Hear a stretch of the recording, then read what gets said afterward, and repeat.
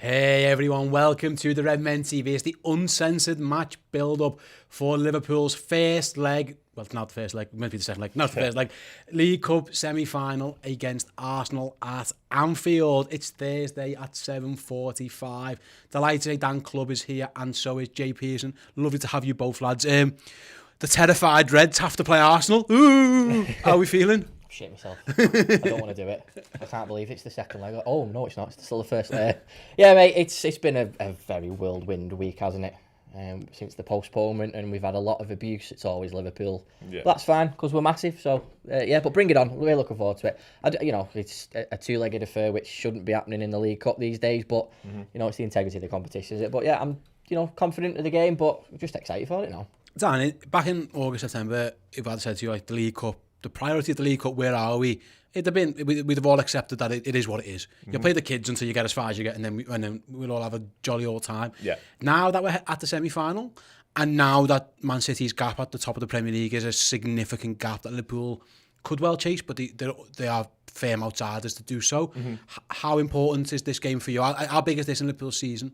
I think it's took on quite a lot of importance, to be honest with you. Not just because, obviously, nobody batted an eyelid about the postponement last week. That went very much under the radar, he says. But no, I think it's took on a particular importance because, obviously, the Minamino goal kind of inspired, obviously, the entire Anfield to think, actually, this League Cup's all right. And then you tie that in with the fact that Man City are half running away with the Premier League. You start to think, we need some silverware. And the League Cup's an opportunity to do that. And we have kind of played these mix and match sides to get this far.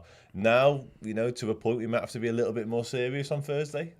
We've lost obviously the advantage, Jay mentioned there, about going at this being the second leg at Anfield, which was a significant advantage. I think, obviously, bringing them back to our place where we always tend to batter them, giving a second leg of a semi where you know what you need. If there was any extra time, it would have been in front of our ground, even penalties. Yeah. We've lost that advantage now. So before we start breaking down Arsenal, Liverpool, and who's available and who's not, and that kind of thing, what would you be comfortable going to the Emirates with? What do Liverpool need from this? Is it a win? Is it a draw? Is it a narrow defeat? What would you be comfortable with? It's a win and nothing less. I'd be very nervous if we went to the Emirates with a draw. Because, don't get me wrong, the last couple of years we've been okay at the Emirates, but overall, since that stadium's been there, we haven't been the best there, have we? So I always worry about going to the Emirates. No matter what Arsenal side are being put out, I always get worried about going to the Emirates. So, it's a win and nothing else, Steve. There's no way goes down, which helps. So, if Arsenal do get one here on Thursday, it's not the end of the world in terms of that kind of thing as well. Which again plays into, I don't know whose hands that plays into. I don't know. Probably ours, because I think, like I say, their record at Anfield is terrible. Yeah. So we need to compound that. And even if they did nick a goal at the end of it, like a 4-1, it's not the end of the world. You know what I mean? That's what the thinking on that one is. But in terms of the fact that we have lost this advantage of being the away team first. Same question to you, really. What's a good result for Liverpool? What's an exceptional result for Liverpool? I think we've got an opportunity to have put this tie to bed, first leg at Anfield. And you're right, obviously we have lost advantage because you'd have backed us second leg being at home. Were that the case, you'd have backed us to turn over anything. We've done it many times before, Barcelona being the most recent example, obviously, and these are not Barcelona. But yeah, I think we've got an opportunity to put it after bed, sort of 3-4-0 even on Thursday, because you're right, we do often twat them at Anfield like we do. And I think they're missing, I know we're going to talk about sort of, availability in a second, but their midfield looks pretty much blown to pieces from what I know. So we could kill this tie off here.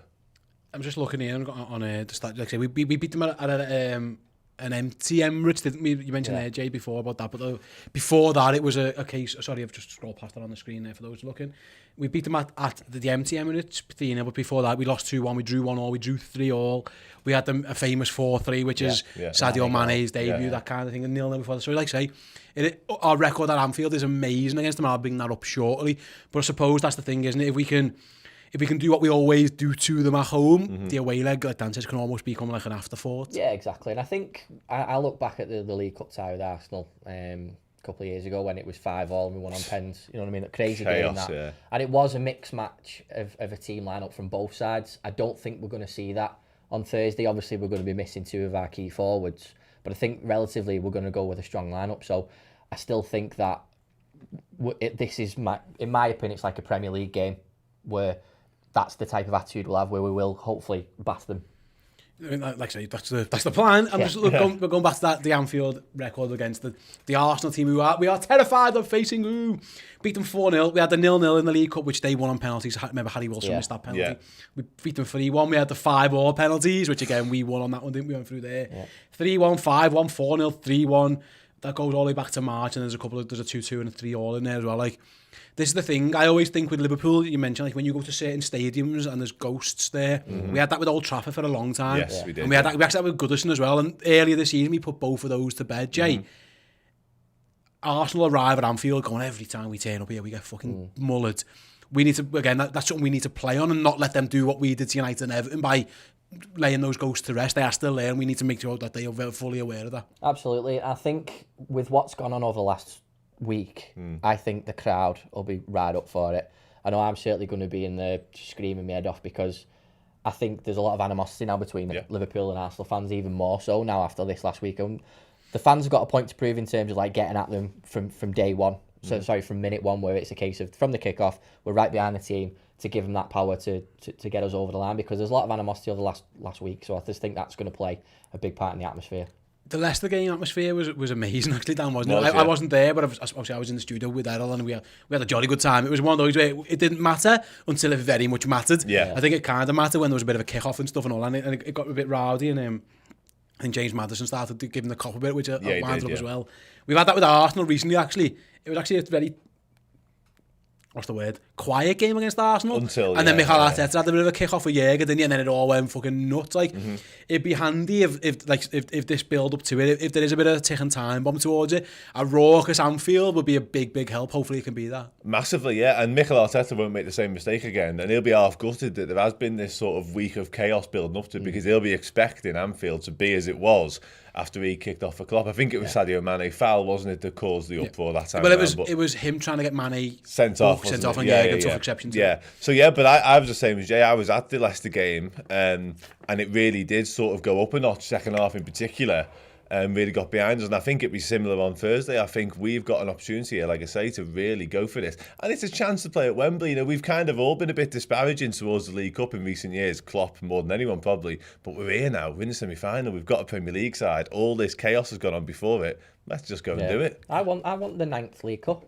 You know, I mean, don't get me wrong. I'm like you said before. You know, when the season starts, the League Cup's bottom of the pile. Of course it is, yeah. But then you hit the nail on the head, Steve. The closer you get to it, you think, well, we're here now. Let's just go for it. It's a piece of silverware. And I think a lot of people are saying, obviously, the priorities of maybe the league's gone and this, that, and the other. When, you know, it's still, for me, anything can happen. But, you know, you get a piece of silverware early on in 2022, and it does just calm it down a little bit. And then I just feel now's the time. Just give a shit now about the League Cup, just while we're here. Put your medals on the table, go and win them. You might as well. While you're here, you might as well go and win them. Right, guys, going to take a quick break. Before we do that, I'm going to pose a trivia question to you two and everyone who's in the live chats now, either in our Discord or in the YouTube comments there. So I'm going to ask you this question. Who was the last Liverpool player to score a goal in a League Cup semi-final game? Who was the last Liverpool player to score a goal in the League Cup semi-final game? So, like what you're thinking, Cap, so I'm going to go to a quick break. I'm going to introduce it now. So, yesterday, over on Redmen Plus, we were streaming live with our Around the League show. We stream every single Monday. This week, we got in a call from Newcastle's Fans TV, because Newcastle have got loads of money, but they're absolutely rubbish. So they're trying to buy whoever they can get, whatever they can get. And we spoke about a certain Divock Origi to see if he would be an option for Newcastle. Here's what Carl had to say about that. In terms of like Premier League proven players, then either in the Premier League now or have played there in the past, then so I've seen Todd Cantwell, you mentioned Chris Wood earlier, Anthony Martial, Divock Origi, Dom Solanke, Aaron Ramsey. There are a lot of names getting thrown about there. Again, some of that is just newspaper generating clicks, and Newcastle got loads of money, and there's agents out there going, let's see what we can do. But of those I just mentioned there, is there any that stand out for you, Carl, or someone that you'd really like you guys to go and make a move for? Divock Origi. And do you know what was surprising? Like, I was saying this in the Newcastle Fans TV WhatsApp group, and I think it was only me and maybe one other that was interested. I was like, what planet are you boys on? Like, he's a proven goal scorer, and we don't have that. I genuinely think he'd be the perfect signing for us. I really do. I think he'd be chomping at the bit as well. He'll have the money, but then he's got the chance to to go out there and prove what he does, what he can do on a 90-minute basis, because he literally will be the focal point of the team. And I think for me, in terms of Premier League proven, I'd love to have Divock Origi at Newcastle. I really would. I suppose, Paul, from a Liverpool point of view, the reason, I imagine if they came knocking in the summer, Jurgen Klopp was pretty much begging teams to come and knock on his door in the summer saying, he's still here. I can't believe he's still here. Now, given it's January, given we've got players at the AFCON, and obviously the whole COVID situation that Liverpool have just been through, the reports around our way was that he's not going to go anywhere. But it would be wild if Liverpool chose to let Divock Origi go in January without it being something that immediately triggers the next signing that we're looking to bring in, which there's been no great. I mean, there's been a few actually. I tell you, there's obviously the players with Liverpool link with are quite consistently right-sided attackers. So Rafinha and Bowen being the ones that sort of stand out. And a bit of Diaz on the left, and as a well. bit of Diaz on the left, yeah. But I just can't see how you would let Origi go. But again, given all those circumstances.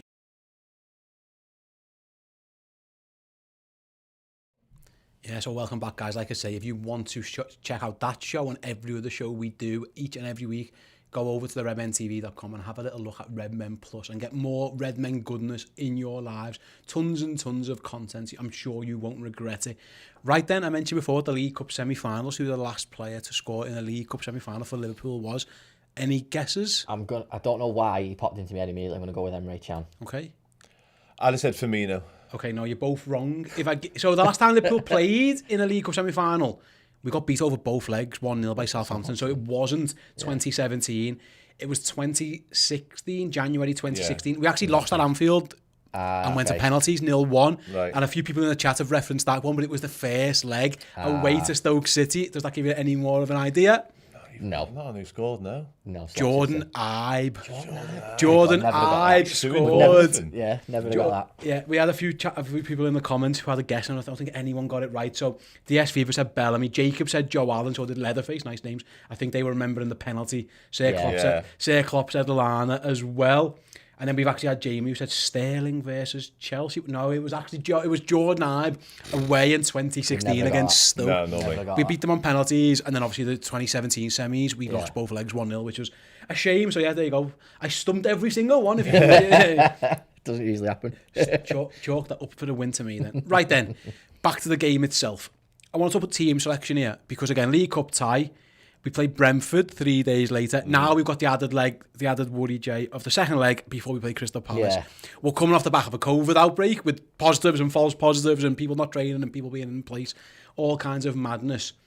In terms of team selection, how does the Brentford game in your mind affect it, or should it? Should it be you pick your strongest team in the Arsenal game and then you see what's happening for Brentford? Does it flip reverse? How are you feeling about the whole thing?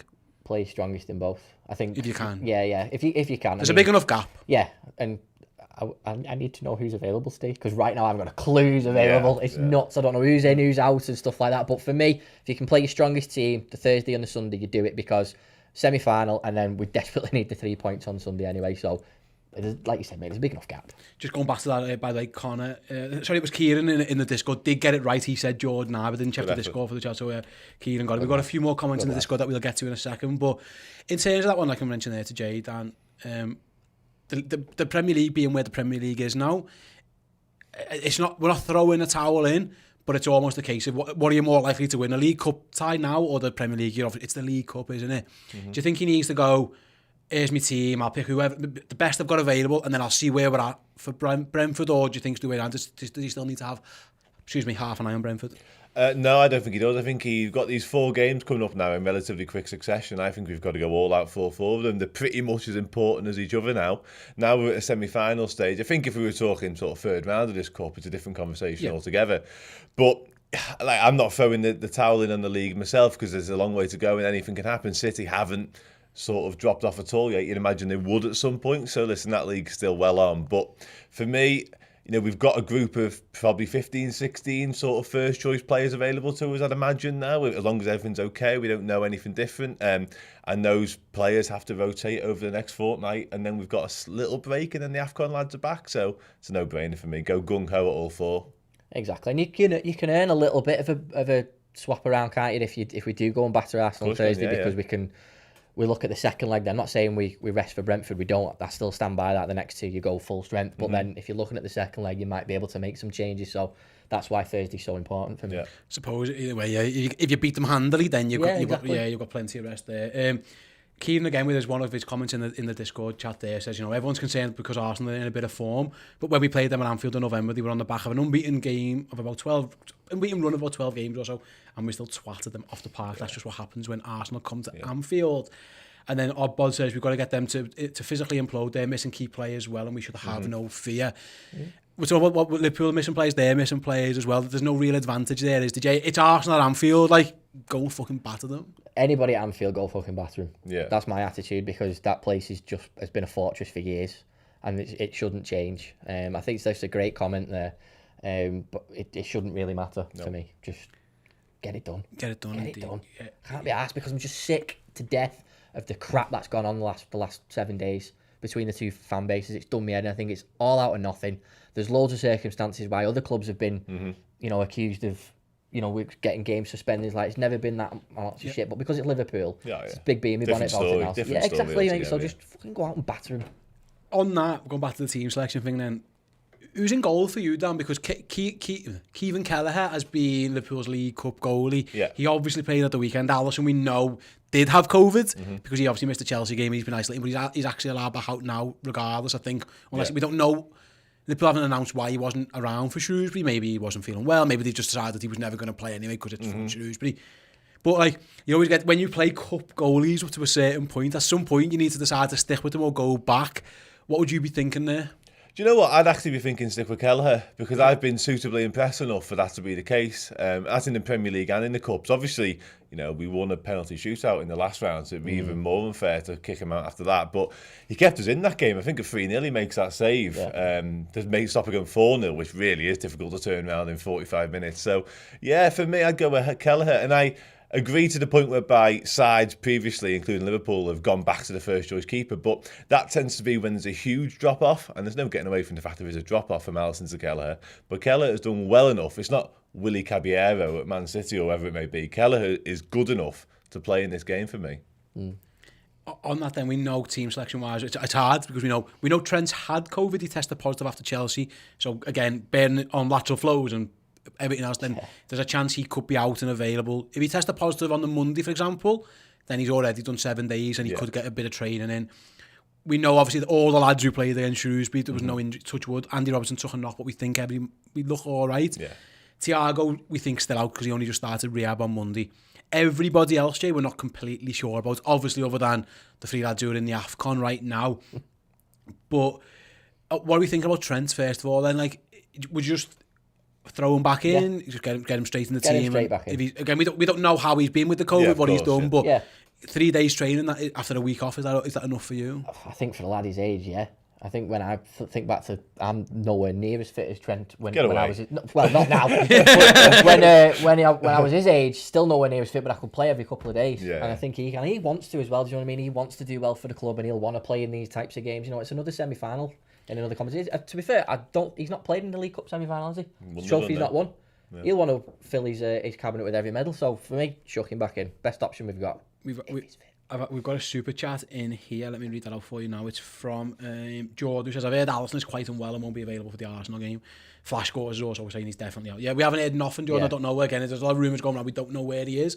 But yeah, it might just be that it would be Kelleher regardless. Well, that's where Dan makes a good point. I wouldn't be gutted if I saw him on the team sheet. Even if we didn't know that, what they've just told us then, I saw the team sheet on Thursday, Kel's in goal, sound. Yeah. Not it spoke a lot about that, just to say on that point, because obviously we all heard a lot of rumours before the FA Cup game in the weekend about Karius and even Adrian. And we were all half panicking about that. But then as soon as everyone seen it was Kelleher, everyone, including myself, went, sound, happy days. So that says where he's come in his game, Correct, mate. Yeah. And again, going back to the comments here, guys, with Keane and our body, both in the Discord, both say similar things. This team works better when they get to play consistently now. Yes, the lads who haven't played much need to run a game, so get them playing. And our bod says, we haven't really got much of a choice anyway, because we can, with due to injury or illness and the AFCON boys, it's kind of, if you, unless you're going to go for the young kids who played against Shrewsbury, Jay, there isn't much in terms of backup, because the backups are already playing. Exactly. So you're either going to your Bradleys and your Kader Gordons, or you're playing the big guns, because the middle the middle have now moved up because everyone's out or unavailable. Yeah, exactly. And do you know what? Rightfully so that you play the big guns when it gets to this stage, well, because those lads that have been in the League Cup games, it's just basically paying your dues, because if they do really well in a few years' time, they'll be the ones that'll be starting these types of games anyway, and there'll be other people coming through. So for me, it's just a cycle. I understand where people might say, oh, it's unfair to drop so-and-so because he's played in every round. I get that. But you want to win this competition. If Klopp doesn't play the big guns and we go out when we know it's a great opportunity to win a trophy, everyone will be at him again. Yeah. Do you know what I mean? It's a win-lose. Sorry, it's a lose-lose situation either way. So, but just get him played, mate. Bringing up the injuries then again, this isn't by no means official, but a Premier Injuries who are actually pretty good at tracking all this stuff. I've got... Obviously, they've got Nat Phillips is still out, Thiago's out, we've got the 3 lads who were at AFCON, and then we've got Alisson and Trent with their COVID, where we don't know where they're at. Divock's knee, obviously, we're pretty sure he's out still for whatever reason. And then Harvey Elliott as well. With all that in mind, then, if this is the case and they're the only ones who are missing, who's your front 3? Jay's got options a little bit. He's got Jota, he's got Bobby, he's got Kader Gordon, he's got Taki Minamino. Curtis Jones played there the other day. Alex Oxlade-Chamberlain we think's available as well. If you're picking a front 3 for the game, then bear in mind with the absence that we think we've got, or we know we've got, what's your That's preference? so difficult, because the players we've got available there, I can't think of one naturally that fit onto the right-hand side. And that's my probably biggest concern with that. Probably Jota, is it? It probably is Jota, but I think I'd prefer him on the left. But for me, I'd probably go Minamino from the left, something he's done previously. Firmino in the middle, whose record against Arsenal is outstanding. I don't know off the top of my head, but it seems like he scores 3 times every time we play against Arsenal. And obviously, on some occasions, he's absolutely took the piss out of their defence, leaving them all sat down. And then Jota from the right, because it feels like something Jota could do more naturally than the others. So that'd be my 3, and that'd be my 3 without Origi potentially for the next few weeks, you know what I mean? So it'd be great if we had Origi available, because that probably changes the entire outlook of that. I think if Divock's playing, he probably... Yeah, even then, though, even if he can go on the left, I suppose. Like, it is weird. We haven't really got on the right. The only other option, and again, Bob brings him up here in the chat, is Kader Gordon. That's the only... And again, even he looks more suited, Jay, to being a central player. Like we are... It's Ox maybe as the backup right back, or sorry, right winger there. Neco Williams played there, didn't he? Again, I don't think anyone really wants to see that much. Yeah, that is the one position really where you're thinking there isn't really anyone. Obviously, there's no Mo Salah for obvious reasons. He's the best player on the planet, but there isn't another natural replacement really, other than the young kid. Exactly, and the young kid probably does deserve his shot in a game like this, maybe after his performance. But again, I wouldn't be surprised if Ox is on that right hand side. It wouldn't surprise me. No, I think you're right. You know, with Jota sticking him and keeping him on the left, Firmino, and then Ox will be on the right. It's obvious. I mean, either way, I love what Dan said. I'd take that all day. Give me that. But I just feel I'm going to look at that team sheet and Ox will be on the right. But again, I'm not too fussed about it. Yeah, again, it depends how he thinks. Jota can do it. I think he can, but like I say, it's not as natural to him. And he's not cutting in on his right. He's cutting in on his left. So if the Ox does start though, he needs to put in a performance. I feel sorry for Oxlade-Chamberlain a bit, because he's the one who gets moved around everywhere. Like, and it's hard. That's what I meant in a nicer way. It wasn't a dig at him. It was like the poor lad is either and everywhere. He wants to play central, but then he's got.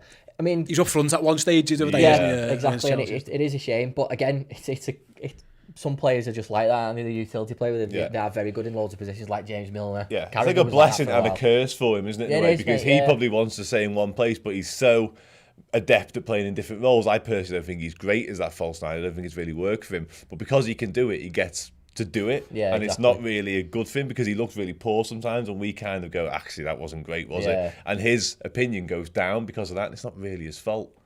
True. I've got a mad suggestion here from Kieran who suggests Trent. So rather than putting Nico on the right wing, could you put Trent there and put Nico at right back if you needed to, Jay? What are your thoughts on that one? I like that. Just as out of the box. I mean, I think you're moving the best right back in the world away from right back. Would you? But like, my thought exactly. Yeah. He could do it because he's brilliant. He could play anywhere if he wanted to. Do him a 5-0 up after that for that one. But I like that idea. I do, because he can do a job. He occupies that space most of the time anyway. When we're playing football games, it's very rare Trent nowadays gets caught out. Touch wood. But I'm saying the adaptiveness of his game, that would be a nice thing to do. But I can't see that on him. But yeah, maybe. We'll see how we go. Let's have a little look then at Arsenal, then, because they are very much in an issue of lacking players. Well, again, we're going to bring Premier Injuries up here. Gabriel suspended. That was the one thing that Arsenal lost by the second leg movement. We got it with Andy Robertson against Chelsea, where the postponed game took his suspension on again.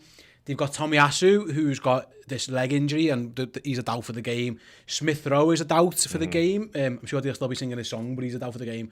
Aubameyang's ill, and he's away, so he doesn't count. Partey, El Neni, and Pepe are also away at the AFCON. Wow. Xhaka had COVID for the last game that he played against Forest, and Balogun as well, COVID for the game against Forest. We don't know where they're going to be yet, Jay. Yeah. So Arsenal are nowhere near in terms of their full strength as well.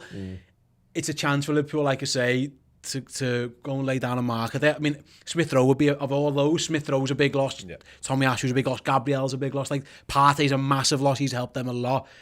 We're not getting the best Arsenal. They're not getting the best Liverpool. We're not getting the best Arsenal either. So it's almost a scratch there. Like you bring, everyone's coming down a level, which tends to bode well for us, I suppose. We might be coming down a level, but we're still a few levels above Arsenal. Yep. So I think the way Arsenal played at the weekend against Forest is just shocking. Yeah. And that's not taking anything away from Forest. Forest played really, really well and deserved the victory. But again, I looked at that weekend and I was just like, I'm not scared he is. You know what I mean? Not bothered. You are right, we're coming down a level, but I still think we are levels above Arsenal. You tend to agree with that one? Yeah, massively. I think it's an interesting one because we mentioned Arsenal's unbeaten run when he came into the game previously at Anfield. And that's kind of been where they've been at for about 18 months in terms of they'll beat the teams they're supposed to beat, apart from Nottingham Forest, and then they'll turn up at one of the big boys and they'll get turned over, and quite comprehensively. And I think that's where we'll be at in this tie as well. I mean, obviously, sort of their injuries don't help them, and that midfield department looks seriously bare, and that's somewhere where we have got options where we could look to capitalise. And listen, if you dominate the midfield, you dominate the game. So their confidence took a hit as well with the Forest game on the weekend. So like I said earlier, there's no reason why we can't go into this and kill this tie off. Yeah, I'm going to bring the team that obviously got beat by Nottingham Forest the other day then. So they had Leno in goal. You'd imagine Ramsdale comes back in. Yeah. Tavares got hooked. Yes, wasn't happy either, after half an hour. He got binned off, but they did bring Kieran Tierney on there, like you can see. So I imagine he's there for them. Centre half, obviously no Gabriel, but they do have Holding and White. They've got Pablo Mari, is it, as well, and they've got Callum Chambers. Well, I imagine we could see Holding and White, looking at the subs bench that they had the other day. Right back, they had Cedric there. I mean, all the best with that one. I don't know how they're going to, again, if Tomiyasu is unavailable, he might have to go again. Midfield, they were really young, so they had Samuel Lokonga, but he did play, didn't he, in the league game against us, actually, and then they have a young Charlie Patino as well, who is very highly rated. But if you look at the bench that they have for that game, there wasn't a lot of midfield options even available to them there. It could be a very weak Arsenal midfield, bear that in mind. Up front, they had Nketiah. You'd imagine Lacazette just swaps in for him. Yeah. Martinelli, Odegaard, Saka, well, I imagine all of them probably play. It's that centre midfield part, Jay, isn't it, where they are really, really weak, and that could be huge if Liverpool can dominate again. It could be two young kids. It's going to be two novices you would expect with all the injuries and illnesses and stuff they've got. That's a big advantage for Liverpool if they can dominate in the middle of the park. 100%, mate. Dan summed it up perfectly. That's where the game's going to be won and lost for me. I'm acting really confident about this game. We've got to worry about complacency, whereas Arsenal have still got players that can hurt you up front. Saka's such a talent that we've really got to watch out for him. But I do think our midfield is going to be obviously a lot stronger than Arsenal's on the day. But I just think that I look back at the Tottenham game when we did get a bit complacent in midfield, didn't we? And that was in a league game. So I just worried that about complacency quite a bit. But I still think that we'll be a lot stronger than Arsenal, and we'll.